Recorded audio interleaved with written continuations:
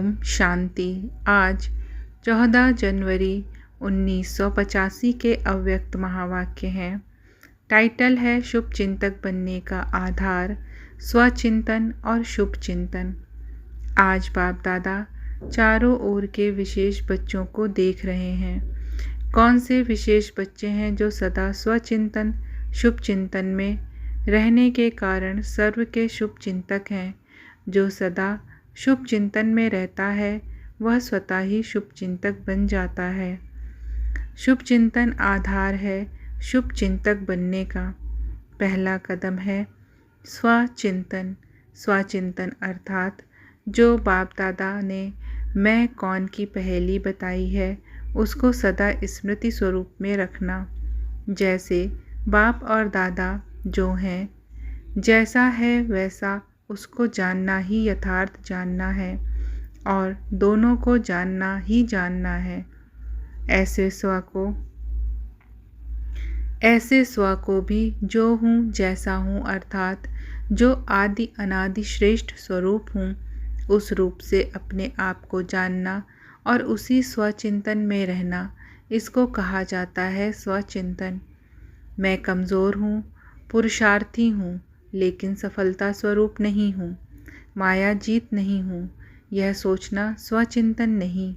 क्योंकि संगम युगी पुरुषोत्तम ब्राह्मण आत्मा अर्थात शक्तिशाली आत्मा, यह कमज़ोरी व पुरुषार्थहीन व ढीला पुरुषार्थ देह अभिमान की रचना है। स्व अर्थात आत्म अभिमानी। इस स्थिति में यह कमज़ोरी की बातें आ नहीं सकती।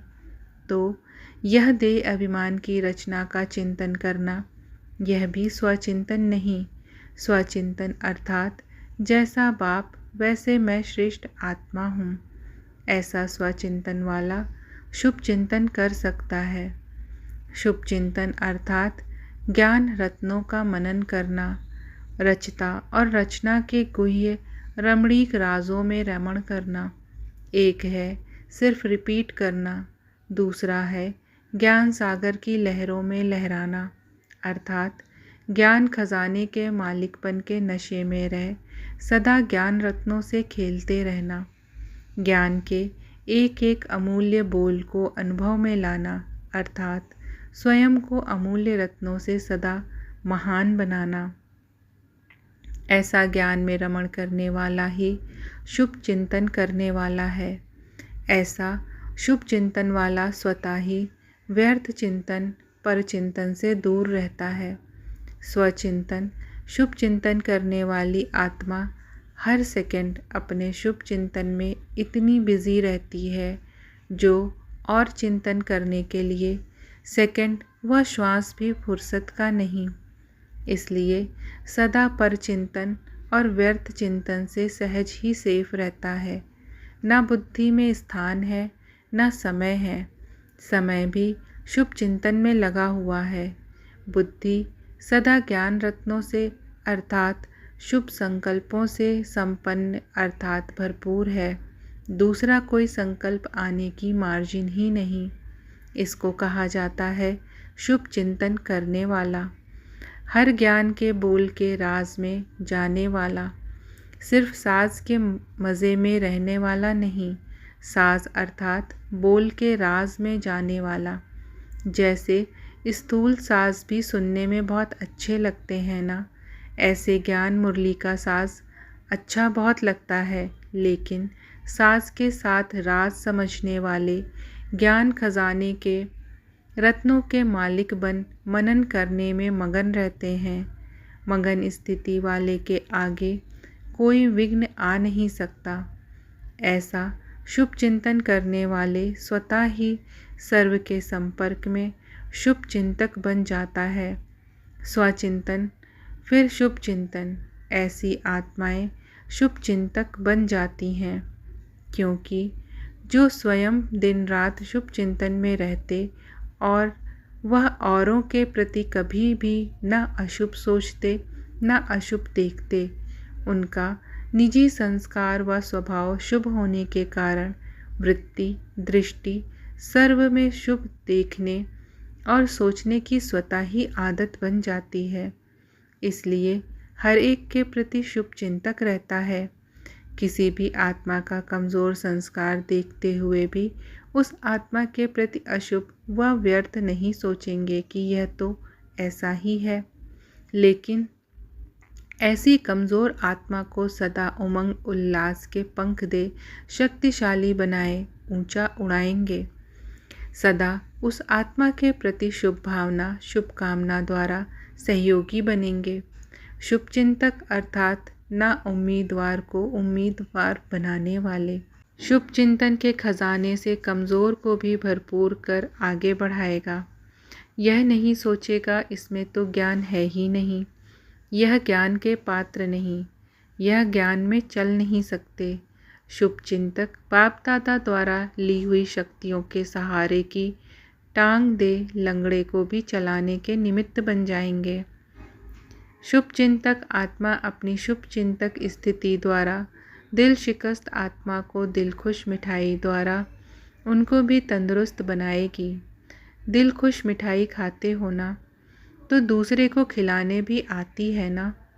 शुभ चिंतक आत्मा किसी भी कमज़ोरी को जानते हुए भी उस आत्मा की कमज़ोरी भुलाकर अपनी विशेषता की शक्ति की समर्थी दिलाते हुए उसको भी समर्थ बना देंगे। किसी के प्रति घृणा दृष्टि नहीं, सदा गिरी हुई आत्मा को ऊंचा उड़ाने की दृष्टि होगी। सिर्फ स्वयं शुभ चिंतन में रहना व शक्तिशाली आत्मा बनना, यह भी फर्स्ट स्टेज नहीं, इसको भी शुभ चिंतक नहीं कहेंगे।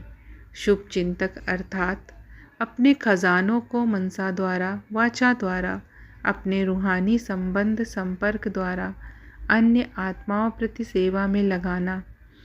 शुभ चिंतक आत्माएं नंबर 1 सेवाधारी सच्चे सेवाधारी हैं। ऐसे शुभ चिंतक बने हो। सदा वृत्ति शुभ दृष्टि शुभ, तो सृष्टि भी श्रेष्ठ ब्राह्मणों की शुभ दिखाई देगी। वैसे भी साधारण रूप में कहा जाता है शुभ बोलो। ब्राह्मण आत्माएं तो हैं ही शुभ जन्म वाली, शुभ समय पर जन्मे हो। ब्राह्मणों के जन्म की घड़ी अर्थात वेला शुभ है ना। भाग्य की दशा भी शुभ है, संबंध भी शुभ है, संकल्प कर्म भी शुभ है। इसलिए ब्राह्मण आत्माओं के साकार में तो क्या, लेकिन स्वप्न में भी अशुभ का नाम निशान नहीं। ऐसी शुभ चिंतक आत्माएं होना।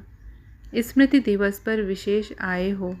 स्मृति दिवस अर्थात समर्थ दिवस, तो विशेष समर्थ आत्माएं होना। बाप दादा भी कहते हैं सदा समर्थ आत्माएं समर्थ दिन मनाने भले पधारे। समर्थ बाप दादा समर्थ बच्चों की सदा स्वागत करते हैं। समझा? अच्छा, सदा स्वचिंतन के रूहानी नशे में रहने वाले, शुभ चिंतन के खजाने से संपन्न रहने वाले, शुभ चिंतक बन सर्व आत्माओं को उड़कर उड़ाने वाले, सदा बाप समान दाता वरदाता बन सभी को शक्तिशाली बनाने वाले, ऐसे समर्थ समान बच्चों को बाप दादा का याद प्यार और नमस्ते। पार्टियों के साथ माताओं के ग्रुप से। फर्स्ट पॉइंट, माताएं सदा अपना श्रेष्ठ भाग्य देख हर्षित रहती हो ना। चरणों की दासी से सिर के ताज बन गई, यह खुशी सदा रहती है। कभी खुशी का खजाना चोरी तो नहीं हो जाता। माया चोरी करने में होशियार है। अगर सदा बहादुर हैं, होशियार हैं, तो माया कुछ नहीं कर सकती और ही दासी बन जाएगी। दुश्मन से सेवाधारी बन जाएगी, तो ऐसे माया जीत हो। बाप की याद है अर्थात सदा संग में रहने वाले हैं। रूहानी रंग लगा हुआ है। बाप का संग नहीं तो रूहानी रंग नहीं, तो सभी बाप के संग के रंग में रंगे हुए नष्टो मोहा हो।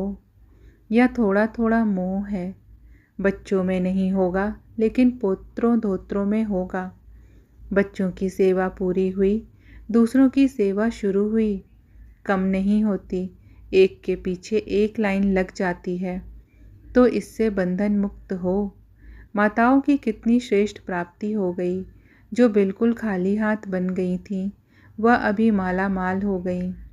सब कुछ गंवाया, फिर से बाप द्वारा सर्व खजाने प्राप्त कर लिए तो माताएं क्या से क्या बन गईं।